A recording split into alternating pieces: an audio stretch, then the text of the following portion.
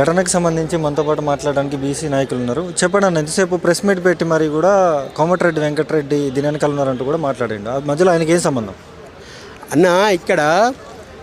అక్కడ ఉన్నాడు సందీప్ బిడ్డ అనే వ్యక్తి కోమారెడ్డి మనిషి. అక్కడ ఎవరైతే నాగలక్ష్మి యాదవ్ అనే అమ్మాయి ఏందో ఆమె నామినేషన్ వేయడానికి పోతుంటే నామినేషన్ వేసే క్రమంలో యాదగిరి యాదవ్ అనే వ్యక్తి వాళ్ళ భర్త కారు తీసుకుని వస్తామని నామినేషన్ వేద్దామని చెప్పేసి చూసారు.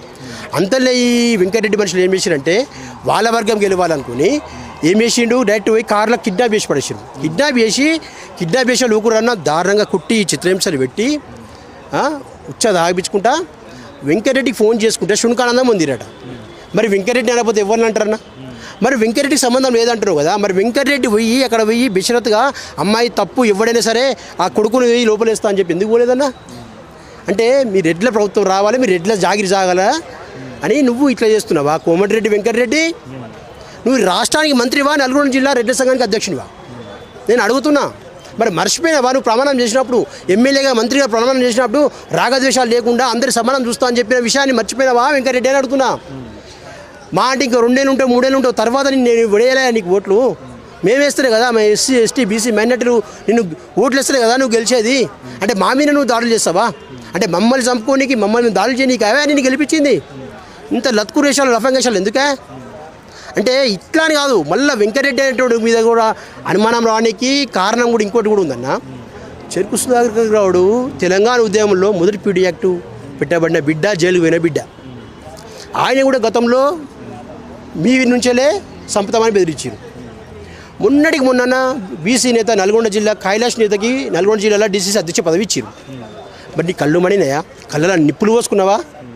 బిడ్డ, నువ్వు ఒక పదవి నీకు అధిష్టానం ఇస్తే నువ్వు అప్రిషియేట్ చేయాలి. నువ్వు చేయకుండా పర్వాలేదు. ఆయన పదవి ఎత్తిస్తారు, ఏం చేస్తారు అని చెప్పేసి మీరు లెటర్ రాస్తావా? మరి బీసీల మీద కుట్రకోణం కాదన్న? బీసీల ద్రోహి కాదన్న వెంకటరెడ్డి? మరి బీసీల ద్రోహి కాదన్న రేవంత్ రెడ్డి? మేము దీన్ని అందుకే తీవ్రంగా ఖండిస్తున్నాం, మేము బగ్గుమంటున్నాం. ఖచ్చితంగా గతంలో కూడా బీఆర్ఎస్ గవర్నమెంట్లో కూడా ఇంత దారుణంగా ఇట్లా ఉచ్చదాపించి ఇలా కొట్టి రోడ్లు దింపిన రౌడీజం ఉందా అన్న? లంగా లత్కూరు రౌడీజం చేసుకుంటా ఈ సమాజాన్ని, తెలంగాణ సభ్య సమాజాన్ని సిగ్గుపడేలా చేసిన వెంకటరెడ్డి, రేవంత్ రెడ్డి లాంటి వాళ్ళు నిజంగా మేము ఈ సమాజం క్షమించదు. ఇప్పటికే ఒకటే చెప్పదలుచుకున్నాం మేము వెంకటరెడ్డికి. వెంకటరెడ్డి, ఏ మహిళ కన్నీరుకైతే కారణమైనవో, ఏ మహిళనైతే కన్నీరు పెట్టించినవో, ఏ యాదగిరి యాదవ్నైతే ఏడిపించి కొట్టినవో, బిడ్డ ఇప్పటికైనా వాళ్ళ ఇంటికి పో, క్షమాపణ అడుగు, కాళ్ళ మీద పడి క్షమాపణ అడుగు బిడ్డ. నువ్వు అడిగి మాట్లాడు. అప్పుడు నాకు సంబంధం లేదు, నేను క్షమాపణ అడుగుతూ నాకు సంబంధం లేదని చెప్పు. మరి వాళ్ళ మీద శిక్ష పడతాడు చేయాలి కదా. ఇంకా నాకు అర్థం కాని విషయం ఏంటంటన్నా, ఈ వెంకటరెడ్డి ఎంత మ్యానిపులేట్ చేస్తుందంటే, అక్కడ నల్గొండ జిల్లా ఎస్పీ గారు స్పందించలే, డిఎస్పీ గారు ఉన్నారు, సిఐ గారు ఉన్నారు.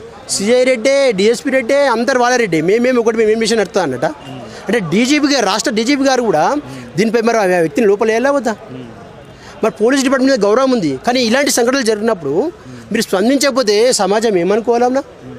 అంటే ఎవ్వరు పోటీ చేయొద్దు, మీరు బీసీలు ఎస్సీలు ఎస్టీలు అని చెప్పదలుచుకురా? నేను ఒక్కటే చెప్పదలుచుకున్నా, బీసీ సోదరులారా, అదే మా యాదవ్ అభ్యర్థి నుంచి యాదవ్ సోదరులారా, ఎక్కడ జనరల్ క్యాండిడేట్ ఉంటుందో, జనరల్ సీట్ ఉంటుందో ప్రతి ఒక్కరు ఖచ్చితంగా పోటీ చేయండి. అక్కడ బీసీ ఎస్సీ ఎస్టీ మైనార్టీలకు కలుపుకొని ప్రతి ఒక్క సర్పంచులు మీరే గెలవండి. పార్టీలకు ఖచ్చితంగా వాళ్ళు బీఆర్ఎస్ కానీ, కాంగ్రెస్ కానీ, బీజేపీ కానీ. మొత్తానికి తెలంగాణ రాష్ట్రంలో ప్రజాపాలన నడుస్తుందంటూ కూడా కాంగ్రెస్ పార్టీ నాయకులు మాట్లాడుతున్నారు. అదంతా ఫేక్ అంటూ కూడా మాట్లాడుతున్నారు. ఎట్లా చూస్తారు?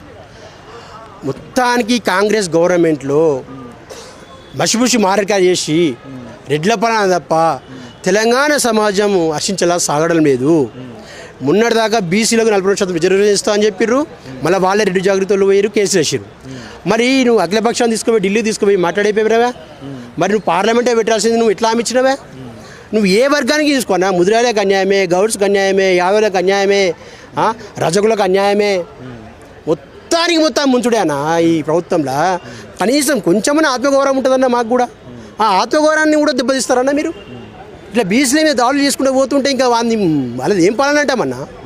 రక్తం మరుగుతుంది, ఇంకా అది పాలన అంటారా? అది ఇప్పటికైనా రేవంత్ రెడ్డికి ఈ విషయమే స్పందించి వెంకటరెడ్డిని మంత్రి పదవి నుంచి బర్తరాబు చేస్తే అప్పుడు రేవంత్ రెడ్డి పాలన ఎటువంటి పాలన చేస్తున్నా అప్పుడు ఆలోచన చేస్తాం.